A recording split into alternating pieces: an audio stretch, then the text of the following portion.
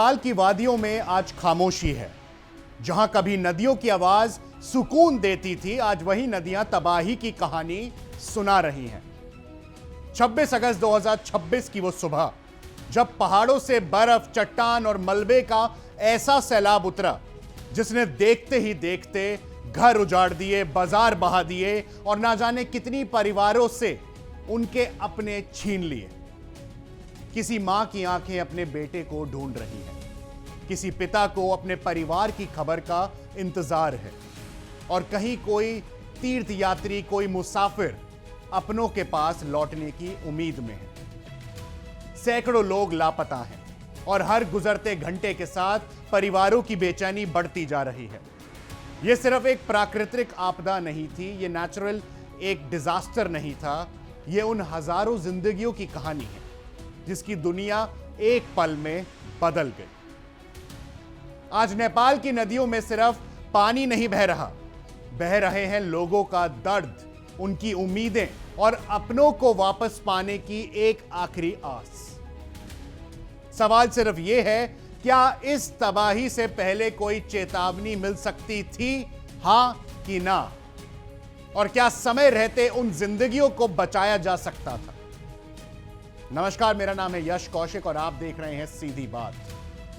नेपाल में आई इस भीषण प्राकृतिक आपदा ने पूरे हिमालयी क्षेत्र को हिला दिया है। नेपाल चाइना सीमा के करीब तिब्बत में शुरू हुई एक भयावह प्राकृतिक घटना देखते ही देखते नेपाल के कई इलाकों में विनाश का कारण बन गई। बर्फ, पानी, चट्टान और मलबे से बनी तेज रफ्तार लहर ने रास्ते में आने वाली बस्तियां, बाजारों, सड़कों और पुलों को अपनी चपेट में ले लिया। 26 अगस्त की सुबह करीब 9 बजे नेपाल के उत्तरी हिस्से में यानी कि नॉर्थ हिस्से में लोगों ने अचानक भोटे कोशी और आसपास की नदियों में पानी का असामान्य उफान देखा।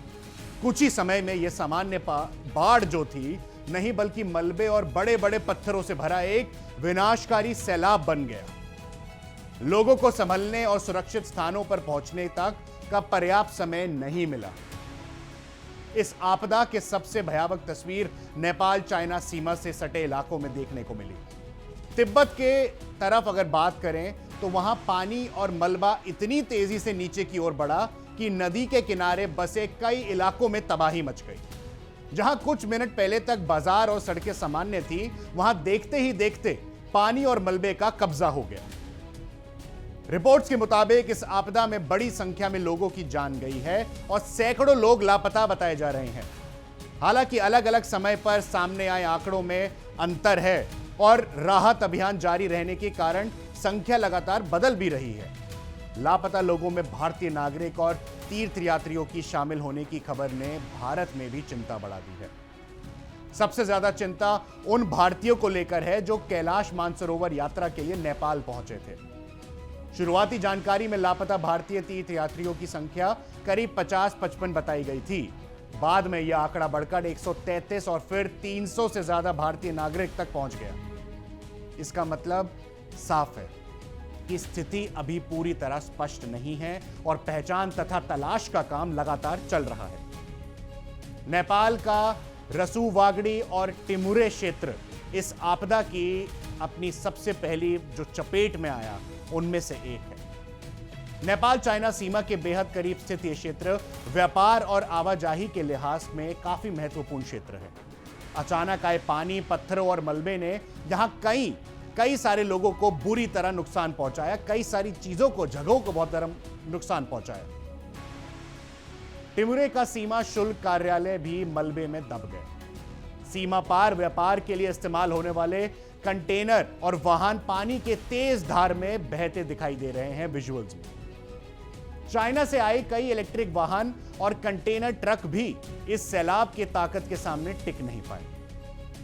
इस इलाके में मौजूद ऐतिहासिक एक वहां पे मितेरी फ्रेंडशिप ब्रिज भी है, बाढ़ के कहर से नहीं बच सका। यह पुल सिर्फ एक सड़क संपर्क नहीं था, बल्कि नेपाल और चाइना के बीच व्यापारिक, बिजनेस और मानवीय संपर्क का महत्वपूर्ण माध्यम था। इसके क्षतिग्रस्त होते ही सीमा क्षेत्र में आवाजाही और राहत अभियान दोनों प्रभावित हो चुके हैं। इसके बाद तबाही का असर नीचे की ओर बसे दूसरे इलाकों तक पहुंचा। भोटेकोशी नदी के किनारे बसे कस्बों में पानी और मलबे का बहाव लगातार बढ़ता गया। लोगों के घर, दुकानें और दूसरी इमारतें देखते ही देखते इस प्राकृतिक शक्ति के सामने कमजोर पड़ गई।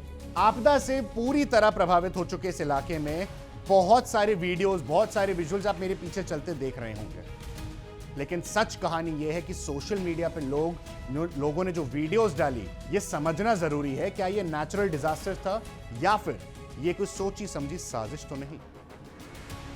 पहाड़ी कस्बा भोटेकोशी नदी के किनारे स्थित है और पर्यटन के लिए यानी ट्रैवल के लिए, टूरिस्ट के लिए जाना जाता है।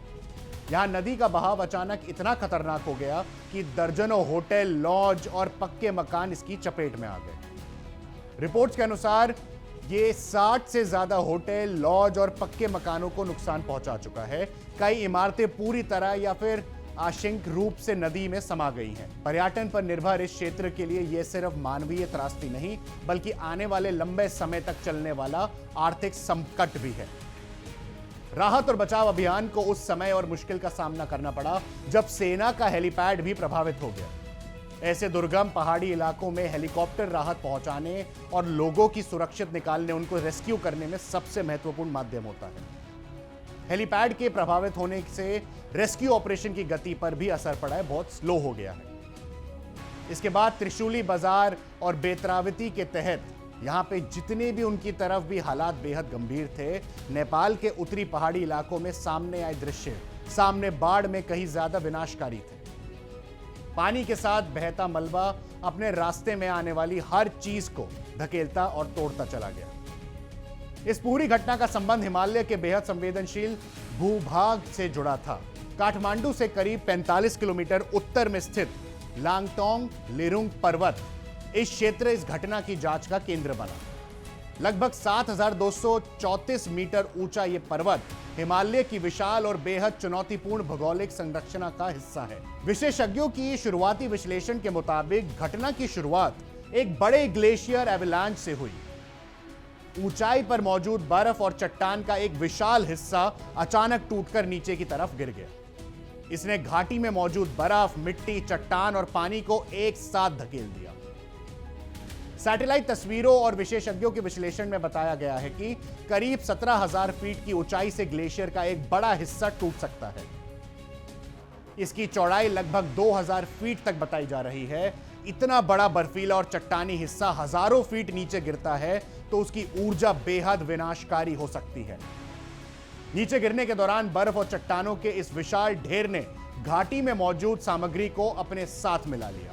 पानी, मिट्टी और चट्टानों से मिश्रण ने अचानक एक विशाल मलबे की लहर का रूप ले लिया। यह लहर बाद में नदी की धाराओं में शामिल होकर नीचे की बस्तियों की तरफ तेजी से बढ़ी गई। कुछ विशेषज्ञों के विश्लेषण में इस टक्कर की ऊर्जा की तुलना बेहद शक्तिशाली विस्फोट के करीब होती है। हालांकि ऐसी तुलनाओं को अंतिम वैज्ञानिक निष्कर्ष नहीं माना जा सकता, लेकिन इससे घटना की विशालता का अंदाजा जरूर लगाया जा सकता है।